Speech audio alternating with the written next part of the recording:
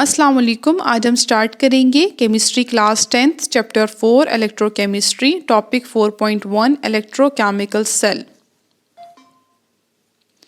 Electrochemical cell जैसे कि हमें नाम से पता लग रहा है, ये इस तरह का सेल होता है जिसमें इलेक्ट्रिकल एनर्जी कन्वर्ट होती है केमिकल एनर्जी में और केमिकल एनर्जी कन्वर्ट होती है इलेक्ट्रिकल एनर्जी में।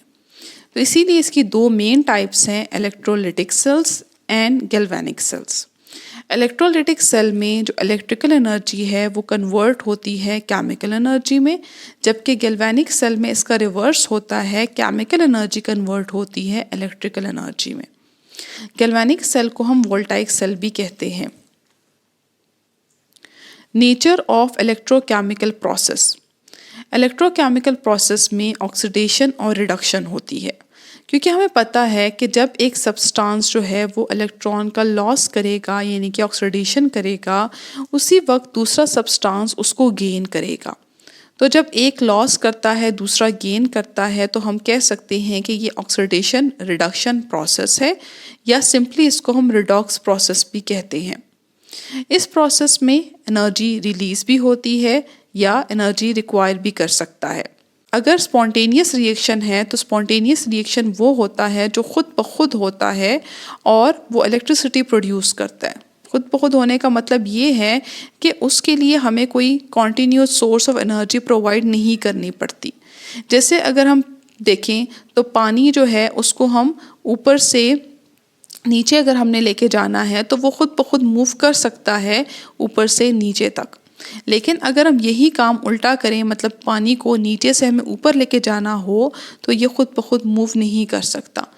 हम मोटर यूज़ करते हैं, कॉन्टीन्यूसली इलेक्ट्रिसिटी प्रोवाइड करते हैं ताकि पानी को नीचे से हम ऊपर पहुंचा सके। इसका मतलब ये एक नॉन स्पॉन्टेनियस रिएक्शन है।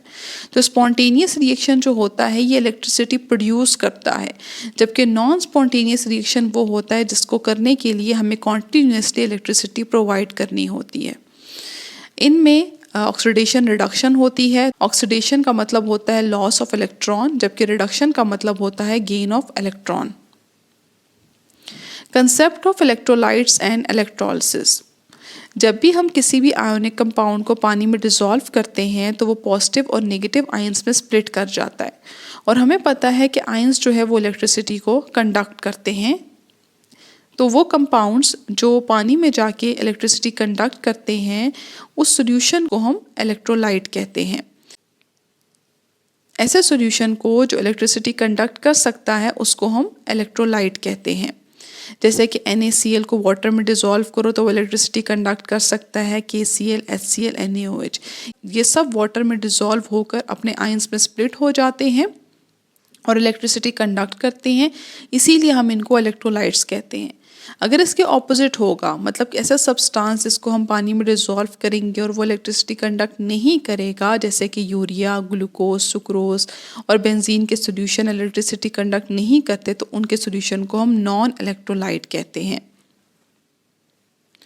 इलेक्ट्रोलिटिक सेल जो है इसमें हम क्या करते हैं, इसमें इलेक्ट्रिकल एनर्जी का यूज़ करते हैं ताकि किसी भी नॉन स्पॉन्टेनियस रिएक्शन को किया जा सके। इसके तीन बेसिक कंपोनेंट्स होते हैं। एक वेसल होता है जिसके अंदर हमने इलेक्ट्रोलाइट डाला होता है। इलेक्ट्रोलाइट क्या होता है, जो अभी हमने बात की थी, ऐसा सब्सटेंस जैसे जो वाटर में जाके आयोनाइज हो जाते हैं, उनको हम इलेक्ट्रोलाइट्स कहते हैं। इसमें हम दो इनर्ट इलेक्ट्रोड्स यूज़ करते हैं। इनर्ट का मतलब जो खुद रिएक्शन में इन्वॉल्व नहीं होते, और एक बैटरी सोर्स होती है जो इलेक्ट्रॉन का फ्लो करवाती है, क्योंकि रिएक्शन स्पॉन्टेनियस नहीं होते, इसीलिए इलेक्ट्रॉन के फ्लो के लिए हमने एक कॉन्टिन्यूस बैटरी सोर्स जो है वो प्रोवाइड किया होता है। वर्किंग प्रिंसिपल इसका क्या है, इलेक्ट्रॉन मूव करते हैं from anode to cathode through external circuit. क्योंकि हमने यहाँ पर एक इलेक्ट्रोलाइट यूज़ किया है, जैसे हमने MX कंपाउंड यूज़ किया है, जब ये वाटर में जाएगा तो M पॉजिटिव और X जो है वो नेगेटिव में स्प्लिट हो जाएगा। हमने दो इलेक्ट्रोड्स यूज़ किए हैं, एक एज एनोड काम करेगा और दूसरा एज कैथोड काम करेगा। जो एनोड टर्मिनल होता है इसके ऊपर पॉजिटिव चार्ज होता है, जबकि कैथोड के ऊपर नेगेटिव चार्ज होता है, और यहाँ से हमने इसको बैटरी से कनेक्ट किया हुआ है। क्योंकि पॉजिटिव चार्जेस जो हैं ये नेगेटिव की तरफ अट्रैक्ट होंगे और नेगेटिव जो है ये पॉजिटिव की तरफ अट्रैक्ट हो जाएंगे। हम कह सकते हैं जो पॉजिटिव है वो कैथोड की तरफ मूव करेगा और जो नेगेटिव है वो एनोड की तरफ मूव करेगा। तो बेसिकली एनोड में क्या होगा, जो नेगेटिव आयंस होंगे ये इलेक्ट्रॉन का लॉस करेंगे और एक न्यूट्रल एटम में कन्वर्ट हो जाएंगे। ये इलेक्ट्रॉन जो है ये फ्लो करेंगे through circuit toward the cathode और कैथोड पे जो पॉजिटिव आयंस होंगे वो इन इलेक्ट्रॉन्स का गेन करके न्यूट्रल एटम में कन्वर्ट हो जाएंगे।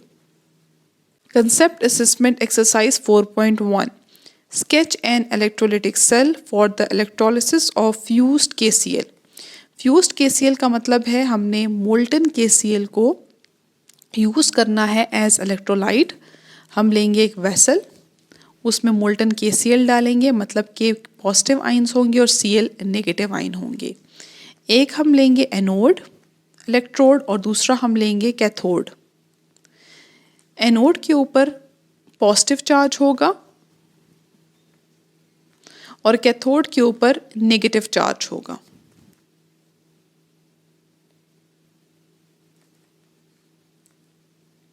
इनको हमने कनेक्ट किया होगा विद बैटरी। जो पॉजिटिव हैं वो मूव करेंगे टूवर्ड द नेगेटिव टर्मिनल और नेगेटिव टूवर्ड द पॉजिटिव।